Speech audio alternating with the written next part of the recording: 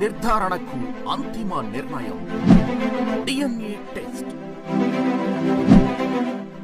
ఉన్నది ఉన్నట్లుగా వాస్తవాలను శోధించి వివరించే మన డిఎన్ఏ టీవీ, మన రాష్ట్రం, మన ఛానల్. నమస్తే, వెల్కమ్ టు డిఎన్ఏ న్యూస్. ముందుగా హెడ్లైన్స్. 18వ లోక్సభ సమావేశాలు వరుసగా రెండో రోజు కొనసాగుతున్న ఎంపీల ప్రమాణ స్వీకారోత్సవం. సీఎం అయ్యాక తొలిసారిగా కుప్పం వెళ్లిన చంద్రబాబుకు అడుగడుగున ప్రజలు నీరాజనాలు పలికిన వైనం, అందరికీ అభివాదం చేస్తూ చంద్రబాబు ముందుకు సాగిన వైనం.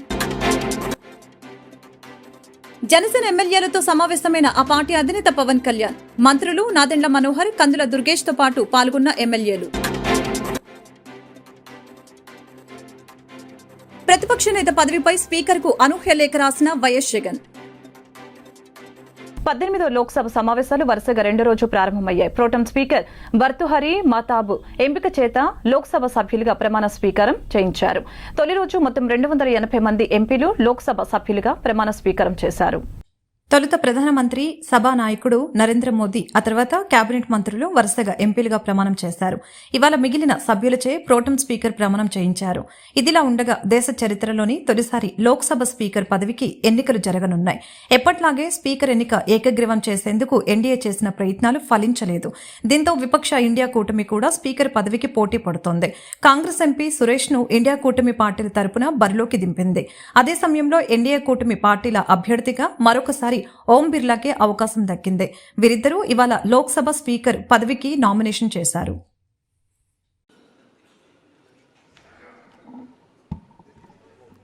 ମୁଁ ସମ୍ବିତ ପାତ୍ର ଲୋକସଭାର ସଦସ୍ୟ ରୂପେ ନିର୍ବାଚିତ ହୋଇ ଈଶ୍ୱରଙ୍କ ନାମରେ ଶପଥ କରୁଅଛି ଯେ ମୁଁ ବିଧି ଦ୍ୱାରା ସ୍ଥାପିତ ଭାରତର ସମ୍ବିଧାନ ପ୍ରତି ଶ୍ରଦ୍ଧା ଓ ନିଷ୍ଠା ରଖିବି। ମୁଁ ଭାରତର ସାର୍ବଭୌମତ୍ୱ ଓ ଅଖଣ୍ଡତା ଅକ୍ଷୁଣ୍ଣ ରଖିବି ଏବଂ ମୁଁ ଯେଉଁ ପଦ ଗ୍ରହଣ କରିବାକୁ ଯାଉଅଛି ତାହାର କର୍ତ୍ତବ୍ୟ ଶ୍ରଦ୍ଧାପୂର୍ବକ ନିର୍ବାହ କରିବି। ଭାରତ ମାତା କି ଜୟ, ବନ୍ଦେ ଉତ୍କଳ ଜନନୀ, ଜୟ ଜଗନ୍ନାଥ, वंदे पुरुषोत्तम क्षेत्रम पुरी।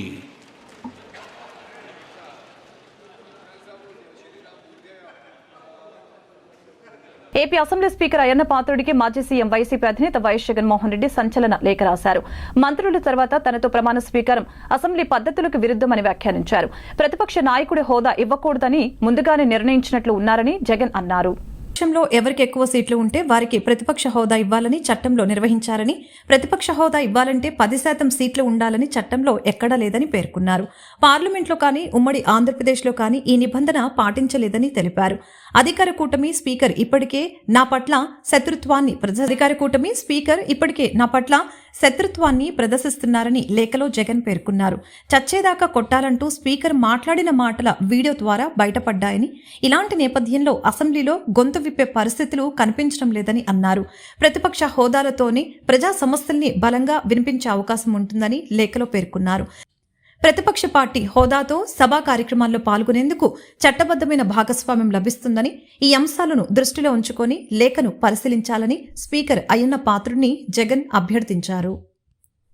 చంద్రబాబు మళ్లీ సీఎం అయ్యాక తొలిసారిగా కుప్పం వెళ్లారు. కుప్పంలో చంద్రబాబుకు అడుగడుగున ప్రజలు నీరాజనాలు పలికారు. అందరికీ అభివాదం చేస్తూ చంద్రబాబు ముందుకు సాగారు. చారిత్రాత్మక రీతిలో ఏపీలో టీడీపీ కూటమి ప్రపంచం సృష్టించి అధికారంలోకి రావడం తెలిసిందే. ఇటీవలే చంద్రబాబు 4వ పర్యాయం ఏపీ ముఖ్యమంత్రిగా ప్రమాణ స్వీకారం చేసి బాధ్యతలు అందుకున్నారు. ముఖ్యమంత్రి అయ్యాక చంద్రబాబు మొదటిసారిగా తన సొంత నియోజకవర్గం కుప్పం వచ్చారు.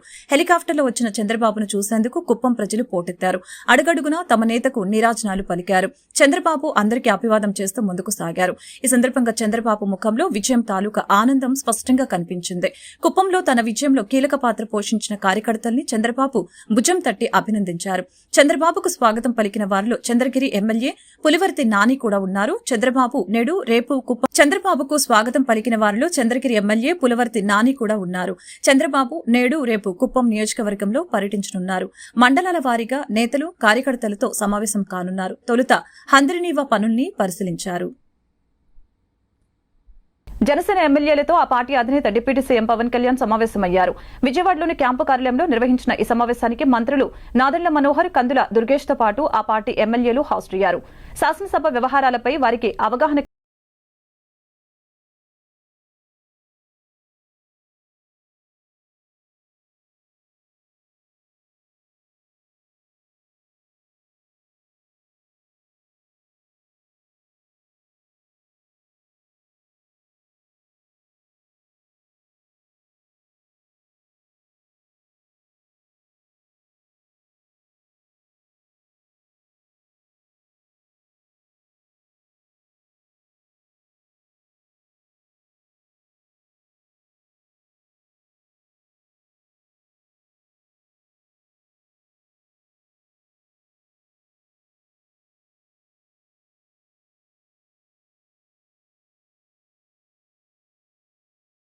ఆరు నెలల్లో స్వర్ణకార కార్పొరేషన్ ఏర్పాటు చేసి కార్మికులను ఆదుకుంటామని మంత్రి నారా లోకేష్ స్పష్టం చేశారు.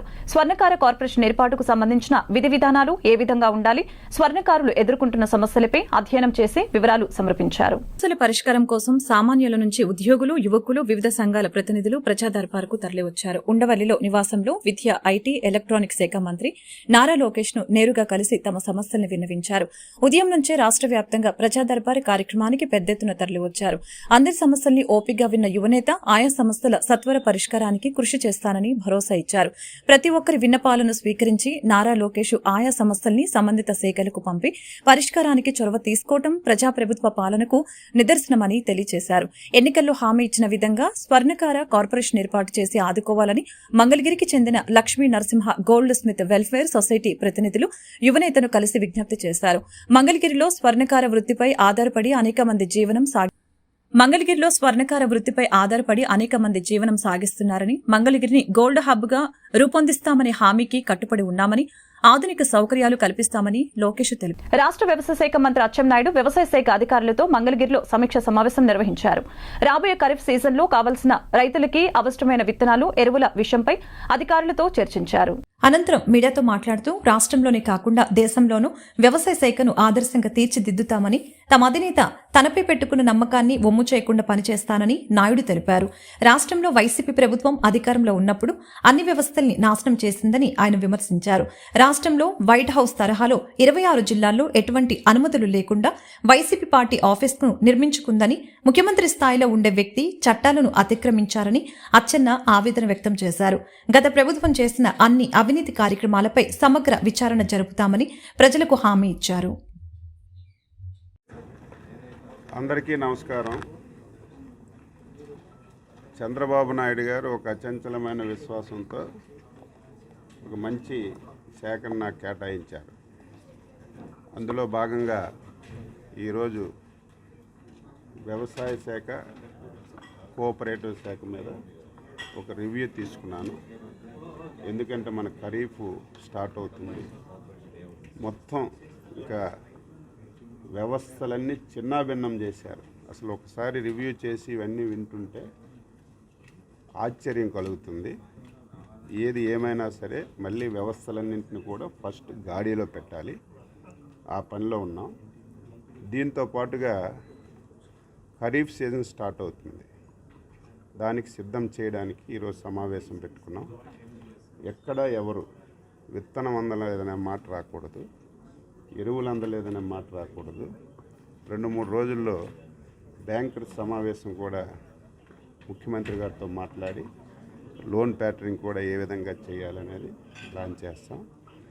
ఎక్కడ కూడా ఈ 5 సంవత్సరాలు వ్యవసాయదారుడు మెకనైజేషన్లో ఒక చిన్న బోల్టు, నట్టు, కొడవలు ఇచ్చిన పరిస్థితి కూడా లేదు. అంటే మొత్తం డీఫంక్ చేశారు డిపార్ట్మెంట్. మళ్ళీ దీనిలో లైన్లో పెట్టాలంటే కొంత సమయం పడుతుంది. ఈరోజు సమావేశంలో ఓన్లీ ప్రిలిమినరీ బ్రీఫింగ్ అంతా తీసుకుని కొంత ఐడియాకి వచ్చాం. మీరు చూస్తారు, ఆంధ్రప్రదేశ్ అయినా దేశమైనా అందులో ఎవరం మాట్లాడినా దేశానికి వెన్నుముక అన్నదాత, దేశానికి పట్టుగొమ్మలు రైతులని చెప్పి మాట్లాడతారు.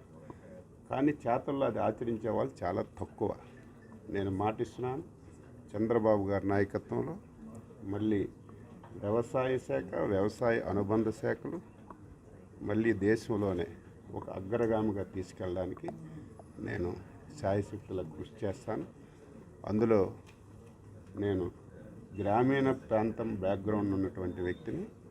నాకు కూడా అన్నింటి మీద పూర్తిగా ఈ సంఖ్యల మీద లేకపోతే పూర్తిగా అవగాహన లేకపోయినా మొత్తం విధానాలన్నింటి మీద ఒక అవగాహన ఉంది కాబట్టి తప్పనిసరిగా ఆంధ్రప్రదేశ్లో వ్యవసాయ శాఖ, వ్యవసాయ అనుబంధ శాఖలు దేశానికి ఒక రోల్ మోడల్గా తయారవ్వడానికి నేను ప్రయత్నం చేస్తాను. దానికి అందరికీ సహకరించమని చెప్పాను. అందరం కలిసి ముందుకు తీసుకెళ్తాం. సార్ ఇది ఏంటి, ఆర్టీసీ కాంప్లెక్స్లు ఏంటి, ఆప్కాబు ఏదైతే ప్రజానీకానికి అవసరమైనటువంటి ప్లేసుల్లో అడ్డగోలుగా అధికారం ఉందని చెప్పి పార్టీ ఆఫీసులు అందరూ కట్టుకోవాలి. కానీ చూస్తే పార్టీ ఆఫీసులు చూస్తుంటే వైట్ హౌస్ లాగా, అంటే అధికారాన్ని ఎంత అడ్డగోలుగా దుర్వినియోగం చేశారో దీనికి ఒక ఉదాహరణ. ఇవన్నీ ఎంక్వైరీ చేస్తాం. ముఖ్యమంత్రి ఎంత దారుణం అంటే నది పక్కన పెర్మిషన్స్ లేకుండా రూల్స్కి విరుద్ధంగా ప్రజావేదిక కట్టారని చెప్పి మొదటి రోజే కూల్చేశాడు. అదే ముఖ్యమంత్రి రాష్ట్రంలో 26 జిల్లాల్లో కనీసం రేషన్ బియ్యం పంపిణీలో అతిపెద్ద కుంభకోణం చోటు చేసుకుందని, దీనిపై దృష్టి సారిస్తామని, అవసరమైతే విజిలెన్స్ ఎంక్వైరీ వేస్తామని పౌర సరఫరాల శాఖ మంత్రి నాదెండ్ల మనోహర్ హెచ్చరించారు. తూకాల మోసాలకు పాల్పడిన సరఫరాదారులందరినీ బ్లాక్ లిస్టులు పెట్టమని ఆదేశించినట్లు తెలిపారు. రేషన్ అక్రమాలకు అడ్డుకట్ట వేస్తామని మంత్రి స్పష్టం చేశారు. కానూరులోని పౌర సరఫరాల శాఖ కార్యాలయంలో మంత్రి నాదెండ్ల మనోహర్ సమీక్ష సమావేశం నిర్వహించారు. ఈ సందర్భంగా ఏర్పాటు చేసిన విలేకరుల సమావేశంలో మంత్రి మాట్లాడారు. రేషన్ అక్రమాలపై, కొలతలపై రాష్ట్ర వ్యాప్తంగా అన్ని చోట్ల తనిఖీలు చేపట్టాలని ఆదేశించారు. చక్కెర, కందిపప్పు, పామాయిల్ తూకాల్లో తేడాలున్నట్లు గుర్తించామని, మొత్తంగా కుంభకోణం కోట్ల రూపాయల్లో ఉండవచ్చని అంచనా వేస్తున్నామని తెలిపారు. తప్పు చేసినట్లు గుర్తించిన సరఫరాదారుల్ని బ్లాక్ లిస్టులో పెట్టాలని ఆదేశించారు. తప్పు చేసిన సరఫరాదారులపై లీగల్ మెట్రాలజీ చట్టం కింద క్రిమినల్ కేసులు నమోదు చేయాలని అన్నారు. తూకాల్లో తేడాలపై విజిలెన్స్ ఎంక్వైరీ వేయాల్సిందిగా అధికారుల్ని మంత్రి ఆదేశించారు. పౌర సరఫరాల శాఖలో రాష్ట్రంలోని 251 మండల్ లెవెల్ స్టాక్ పాయింట్స్లో మొట్టమొదటి స్టాక్ పాయింట్ 16వ తారీఖున నేను తెనాల్లో చేసినప్పుడు 15వ తారీఖున తెనాల్లో తనిఖీ చేసినప్పుడు కొలతల్లో తేడా వచ్చినప్పుడు ఆ రోజు కమిషనర్ గారితో అదేవిధంగా సివిల్ సప్లైస్ కార్పొరేషన్ ఎండీ గారితో మాట్లాడి రాష్ట్ర వ్యాప్తంగా ఉన్న 251 మండల్ లెవెల్ స్టాక్ పాయింట్స్లో లీగల్ మెట్రాలజీ విభాగం అధికారుల ద్వారా రాష్ట్ర వ్యాప్తంగా తనిఖీలు చేయమని నేను ఆ రోజు ఆదేశాలు ఇవ్వడం జరిగింది. దానికి అనుగుణంగా ఈ 251 స్టాక్ పాయింట్లో తనిఖీలు చేసిన తర్వాత 189 కేసులు నమోదు చేశారు. వాటిలో చక్కెర పైన 110 కేసులు, 74 కేసులు కందిపప్పు పైన, 4 కేసులు పామాయిల్ పైన. ఈ తనిఖీల సమయంలో చాలా వరకు 10% తక్కువ ఉన్నాయి కొలతలు. దీంట్లో ఇది చాలా సీరియస్గా తీసుకోవాల్సిన అంశం. లీగల్ మెట్రాలజీ డిపార్ట్మెంట్ ప్రస్తుతం మేము చేసిన తనిఖీలు కందిపప్పు, చక్కెర, అదేవిధంగా పామాయిల్, కొన్ని సందర్భాల్లో ఆటా కూడా చేశాం. ఆశ్చర్యకరమైన విషయం ఏంటంటే ప్రజలు ఒక నమ్మకంతో ప్రభుత్వం ఏర్పాటు చేసిన ఈ పౌర సరఫరాల శాఖ ద్వారా పబ్లిక్ డిస్ట్రిబ్యూషన్ సిస్టమ్ పీడిఎస్ ద్వారా మనం రేషన్ షాపుల ద్వారా కానివ్వండి, ఈ మొబైల్ డెలివరీ యూనిట్ల ద్వారా కానివ్వండి, నాణ్యమైన సరుకు అన్ని ప్రాంతాలకి ప్రతి వినియోగదారుడికి ఎవరికైతే తెల్ల రేషన్ కార్డు ఉందో వాళ్ళందరికీ అందించే విధంగా ఒక అద్భుతమైన కార్యక్రమం చేయొచ్చు. అటువంటి కార్యక్రమాన్ని వీళ్ళు దుర్వినియోగం చేసి అవినీతికి పాల్పడే అంశాలు చాలా బాధాకరం. ఇది ఆరంభం మాత్రమే. ఇంకా చేయాల్సిన అతిపెద్ద కుంభకోణం బియ్యం విషయంలో. ఏ విధంగా ధాన్యం కొనుగోలప్పుడు రైతు విజయవాడ నగరంలో నీటి కాలుష్యాన్ని అరికట్టడం కోసం పాత నీటి పైప్ లైన్ ను మార్చి హెచ్టీ పైప్ లైన్ ను ఏర్పాటు చేయాలని ట్యాక్స్ పేయర్స్ అసోసియేషన్ కార్యదర్శి ఆంజనేయులు డిమాండ్ చేశారు. విజయవాడ పుష్ప హోటల్ సమీపంలో ఉన్న బెల్లపు సోపనాద్రి గ్రంథాలయంలో నిర్వహించిన మీడియా సమావేశంలో ఆయన మాట్లాడారు. కానీ ఆ కర్తవ్యాన్ని ఇవాళ నెగ్లెక్ట్ చేస్తున్నారు. పట్టించుకోవాల్సినంత పట్టించుకోవట్లేదు. మరి మనకి విజయవాడలో కృష్ణా నది పక్కనే ఉండి కనీసం త్రాగునీరు కన్నా అవి సప్లై చేయలేకపోతున్నారు.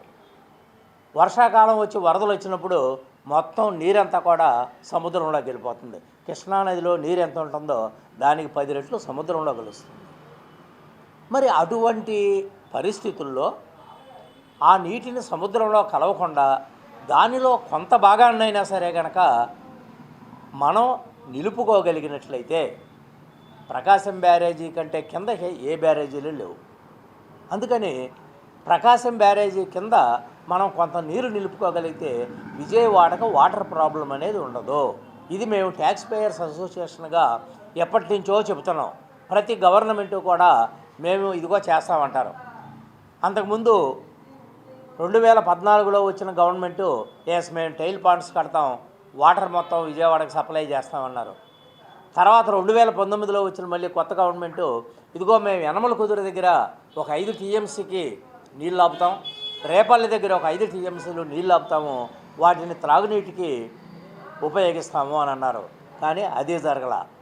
మళ్ళీ కొత్త ప్రభుత్వం వచ్చింది, మళ్ళీ మామూలుగానే ఉంది తప్పితే ఎప్పటికప్పుడు టెంపరీ అడ్జస్ట్మెంట్లు తప్పితే దానికి పర్మనెంట్ సొల్యూషన్ అనేది వాళ్ళు ఆలోచించట్లా. నిజంగా గనక ప్రభుత్వం గనక దీనికి పర్మనెంట్ సొల్యూషన్ కనుక ఆలోచించినట్లయితే గవర్నమెంట్కి వైద్య ఖర్చులు చాలా తగ్గుతాయి. ఎందుకనంటే ఈ కలుషితమైన నీరు తాగి ప్రజలందరూ అనారోగ్యం పాలైతే వీళ్ళందరినీ కూడా మళ్ళీ హాస్పిటల్కి వెళ్ళి ఎంత ఖర్చు పెడుతున్నారనేది లెక్కల్లో లేదు. కోట్ల రూపాయలు. విజయవాడ నగరంలో నీటి సమస్య అనేటువంటిది నానాటికి జటిలమవుతూ వస్తూ ఉంది. దీనికి ప్రధానమైనటువంటి కారణాలు, ఒకటి నీటి లభ్యత అనేటువంటిది ప్రకాశం బ్యారేజీలో లేకపోవటం అయితే, రెండవది విజయవాడ నగరంలో వేసినటువంటి నీటి పైపులు అనేటువంటివి చాలా పాతకాలంగా ఉన్నటువంటి పైపులు. ఆ పైపులు మార్చకపోవడం వల్ల అవన్నీ కూడా పాతకాలం మట్టి పైపులు, సిమెంట్ పైపులు కావడంతో అవి నీటిని పీల్చుకొని, మురుగునీటిని పీల్చుకొని నీటి కాలుష్యం అనేటువంటి దానికి దారితీసింది. దానివల్లే కొంతమంది చనిపోయారు కూడా.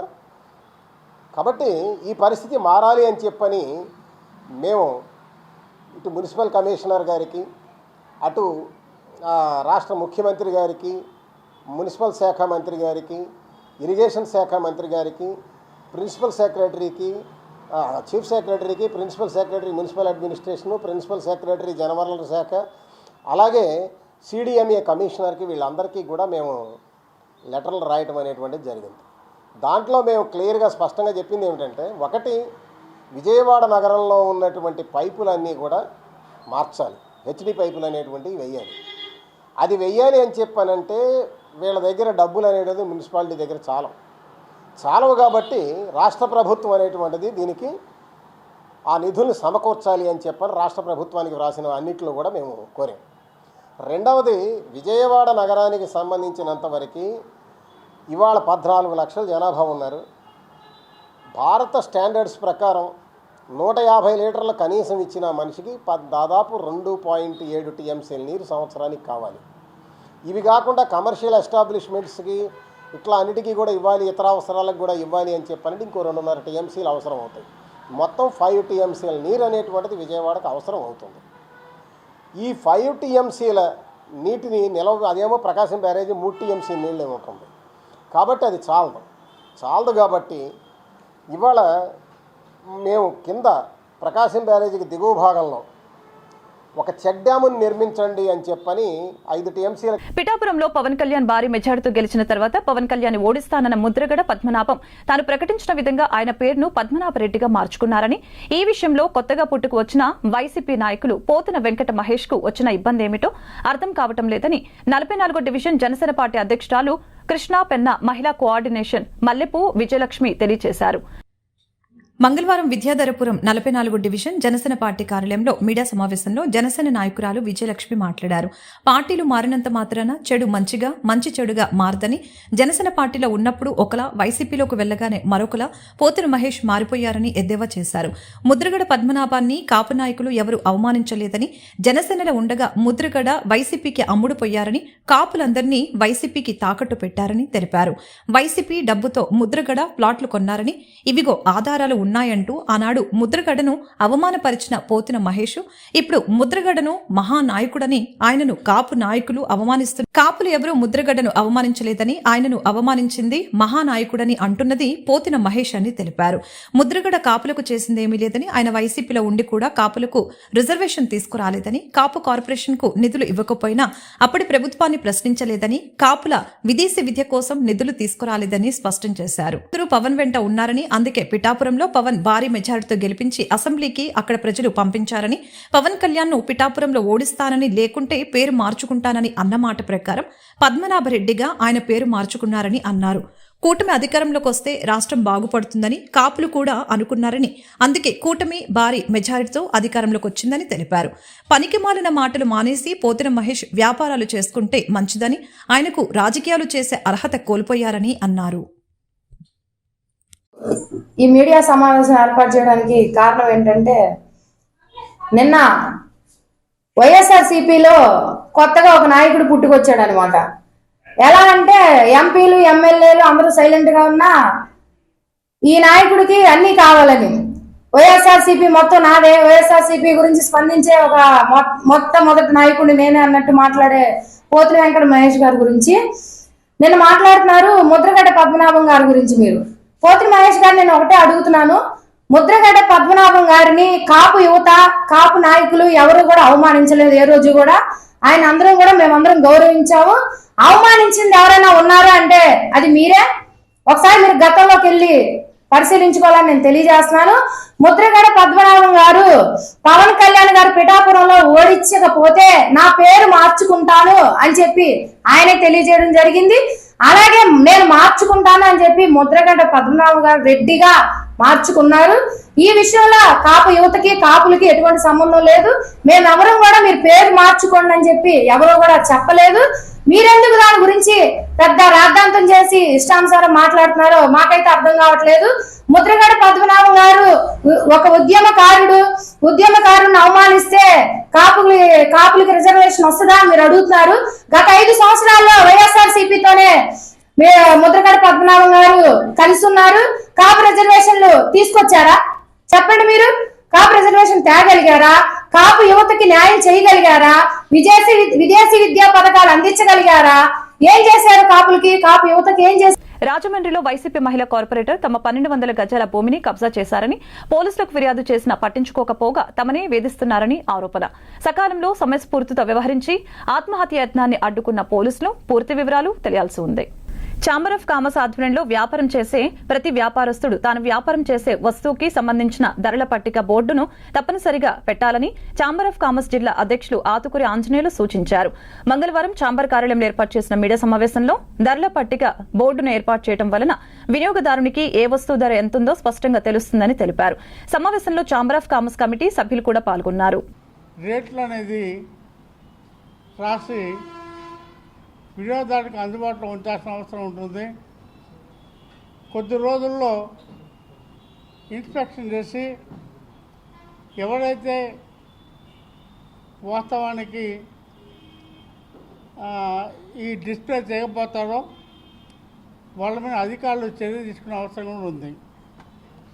కాబట్టి నేను ఏ రిక్వెస్ట్ చేస్తున్నా అంటే, గుంటూరు జిల్లా, పల్నాడు, బాపట్ల జిల్లా 3 జిల్లాలు కూడా మన ఛాంబర్ ఆఫ్ కామర్స్ కింద వచ్చే అవకాశం ఉంది. కాబట్టి అందరు వ్యాపారస్తులు కూడా ఏ వస్తువు అందుబాటులో ఉన్నాయి, అందుబాటులో ఉన్న వస్తువులు ఏ రేట్లో ఉన్నాయి అని తప్పనిసరిగా డిస్ప్లే చేయడమే కాకుండా ఏ రోజుకి ఆ రోజు రేట్లు ఏమైనా తేడా వస్తే మార్చి నమ్మకమైన, నాణ్యమైన, సక్రమైన తూకాలతోటి అందించాలని చెప్పి కూడా వ్యాపారస్తులు చెప్పని చెప్పి ఆ రోజు కమిటీ చెప్పింది.